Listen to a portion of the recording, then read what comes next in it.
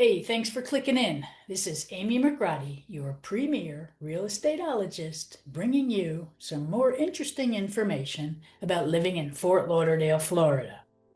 So today I'm going to talk about citrus isles, but I want to also remind you that I'm your real estateologist, and the reason I'm a real estateologist is because I eat, breathe, drink everything real estate, especially in South Florida. I'm bringing to the table 30 years of practicing real estate law behind me, and now I'm a full-time broker associate and realtor out here to help you find the best place for the best deal in South Florida. So today, I'm going to talk about citrus isles. So if you know anyone that wants to live in Fort Lauderdale near the downtown area and on a property, single-family home, with a boat in the backyard and easy access to the ocean with no fixed bridges, this is a video that I'd like you to share with anyone looking to buy that type of property.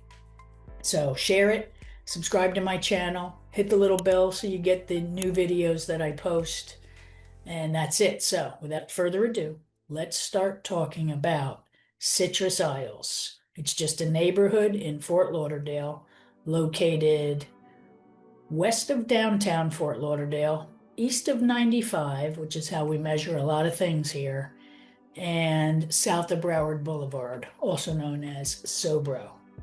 So, to kind of give you a better idea about that, let's bring you the map so you can see where this little hidden gem is located.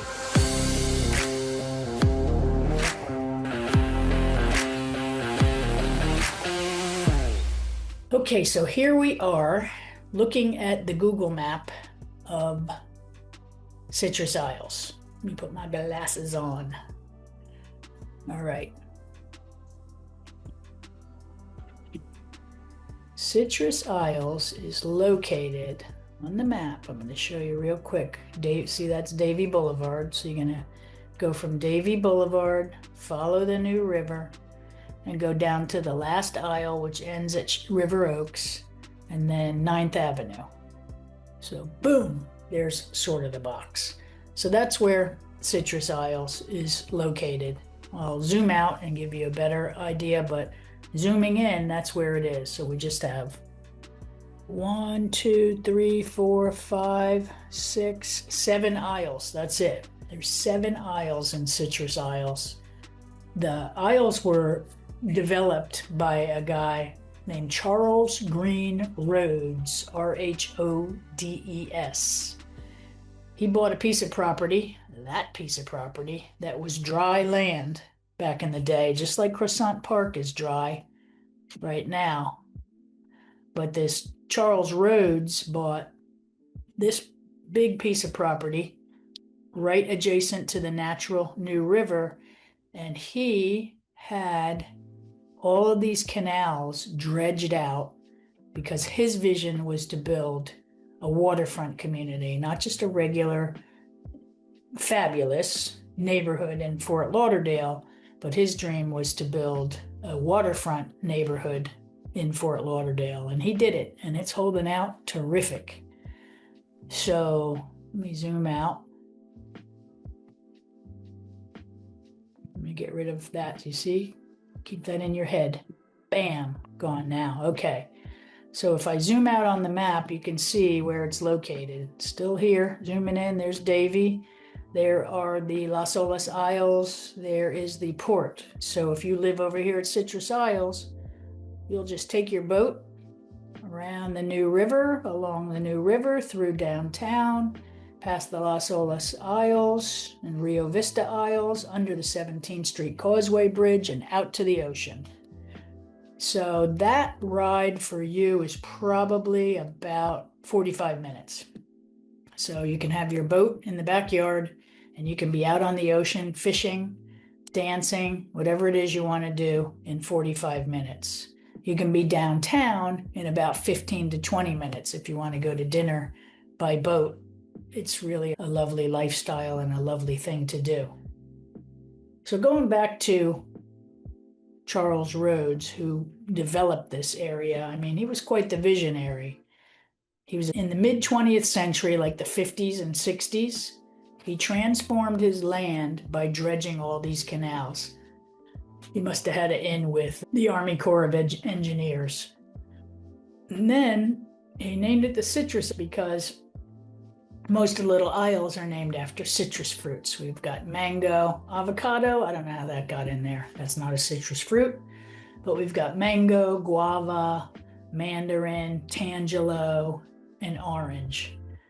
So as you can see, there are not very many homes available in Citrus Isles. So inventory's pretty low. So if you want to live there, you should call me, text me, hit me up whatever way you want so that we can start looking at these waterfront properties and maybe some others because they don't come up often. So let's get a start on it. Let's start the search and let's stalk the neighborhood. This neighborhood, Lauderdale Isles, is another one, and a couple of other waterfront neighborhoods priced between 1 million and 4 million, as opposed to going east over the Las Olas Isles where you're going to go from 10 million to 50 million. So this is a much more affordable spot to have waterfront property with deep canals, with ocean access without fixed bridges. So you might be looking at this map going, wait, what's that bridge, Davy Boulevard? Well, again, it's not a fixed bridge. So fixed bridges are just that. They stay there. They can't open up for larger boats. So when you're going out, every bridge that you go under is going to open up. It's going to be a drawbridge, more than likely. There's a swing bridge along the way too. Actually, there's not for you. You don't have to deal with the swing bridge when you're going out because the swing bridge is over here. So you're coming out from Citrus and you'll go bypass that swing bridge. There's a drawbridge there on 4th Avenue. There's a drawbridge there at Andrews. There's a drawbridge there. So, but all of it's a drawbridge, so you'll get out no matter how tall your boat is. There are quite a few large sailboats with really tall masts that have no problem getting in and out. And that's kind of the cool thing about living in Citrus Isles, is that you have a dock. Every single home has a dock in the backyard. The property line runs about 65 feet on most of the properties. There are some that are double lots, so you'll have double that, but it's not going to do you much good because 65 feet, maybe you'll have a 55-foot boat. That's enough. If you buy 2 lots side by side and you think, oh, I'm going to have my 100-foot yacht there because I'm going to have 130 feet on the water, it ain't going to work because of the size of the canal. The canals are generally 75 feet wide. So if you've got a 75-foot boat, you're never going to be able to come in and turn around and dock. So don't think that more is not necessarily better over here. Because of the size of the canals, you'll want to stick to about a 50-foot or less boat to make it work for you. There's nothing wrong with that. It's just the way it is. And actually, a 75-foot canal is pretty wide, given Fort Lauderdale standards. There are some further to the east, Las Olas Isles and the intracoastal, that are much, much wider.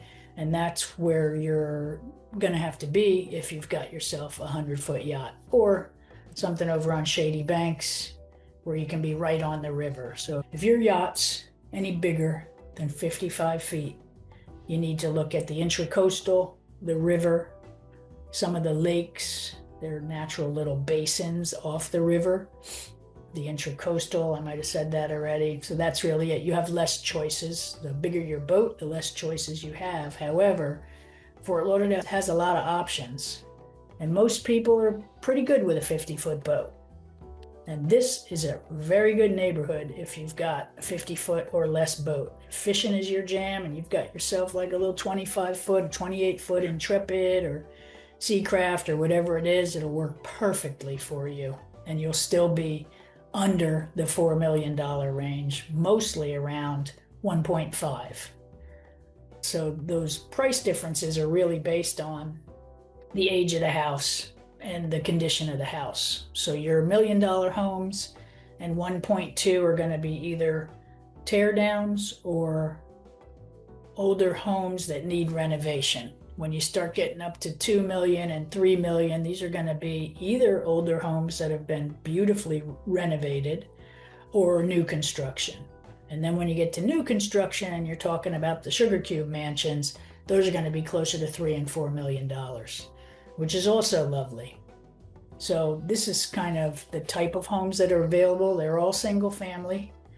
I call it the Citrus Isles community, but it's not a community that has any. They're all single family homes. Some of them have pools, some of them don't. They all have waterfront on the Isles. So it's a pretty cool place to live. It's a lovely place to live because it's a quiet neighborhood community with a lot of boaters, and that boater vibe and that small neighborhood vibe, yet still you feel a little bougie and you can have your boat right there in your backyard. So this guy, this Rhodes, Charles Rhodes, Rhodes, he was quite the visionary to buy this piece of land, dredge all those canals and build those homes to make everyone live on the water. It's really fabulous. So if you buy over here, you're really buying a unique piece of Fort Lauderdale. There's probably only 3 or 4 neighborhoods where that was done. That would be Riverside, which wasn't really as good as this. Riverside was first, so it was kind of random because of the way the river runs through that neighborhood. This one was super easy. It's just like, boom, there's the river. Buy that and just like dredge those canals right off the river. Easy peasy. So Rhodes really was quite the visionary. And if you live there, you're living in a special little part of Fort Lauderdale. Well, let me zoom out. That's what I wanted to do. I wanted to zoom out and show you the proximity to I-95, easy peasy. You can drive north to 95 to get out of Dodge, drive south on 95 to get down to the Keys. Still focusing your attention on the Isles. They're right here. You can just go down 9th Avenue, and the next thing you know, you're going to be on 595 or State Road 84, and you can, there it is, 595, and just drive west over to Naples. And then look at how close it is to the ocean. So you're super close to the ocean and to all the highways that will get you to all the other places that are fabulous. You see there, that's the 5. It's right around here. And you go all the way across the ocean, the river of grass, to get to Naples if you have other properties over there, or you're visiting people over there, or you want to go fishing over there. It's pretty close. So the location is great. The other fabulous thing about the location is it's close to the airport.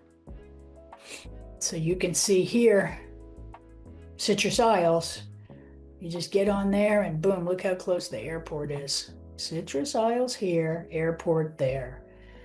And just get on Route 1, go down to the port and go catch your Royal Caribbean cruise or all the other ones. Port Everglades is right there, and that's where the cruise ships leave out of, super close. Some people have Airbnb'd their houses over here because of the proximity to the Port Everglades and the airport.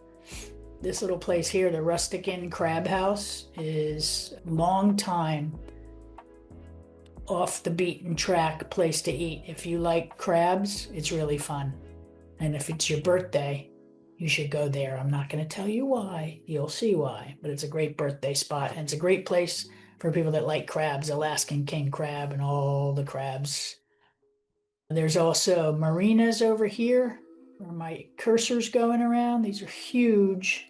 Yacht Management South Florida just bought a bunch of them. It's a boat repair shop. So if you need to get your boats repaired, it's all this little area where it all happens in Fort Lauderdale. And you're really close to it, so it's easy for you to get your boat worked on. Let's see what else. I think that's it. I was just gonna scroll out. Look how close you are to downtown. That's the other fabulous feature. So you're close to the marinas, you're close to the highways, you're close to the Port Everglades, you're close to the airport, and you're close to downtown.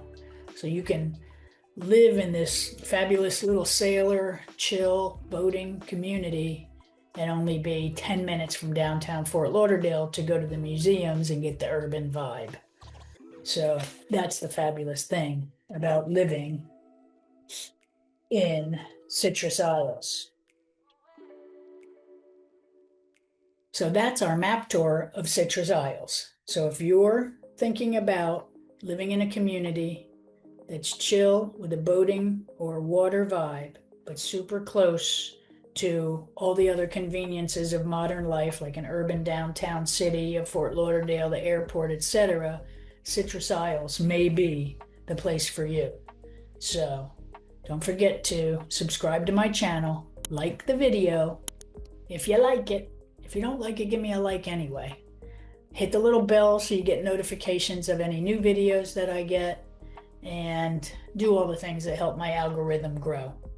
If you have any questions about any other little pockets or neighborhoods or hidden gems in and around Fort Lauderdale and Miami, let me know by text, email, in the comments. I'm happy to do research for you and help you figure out where you're going to live if you're thinking about living in South Florida.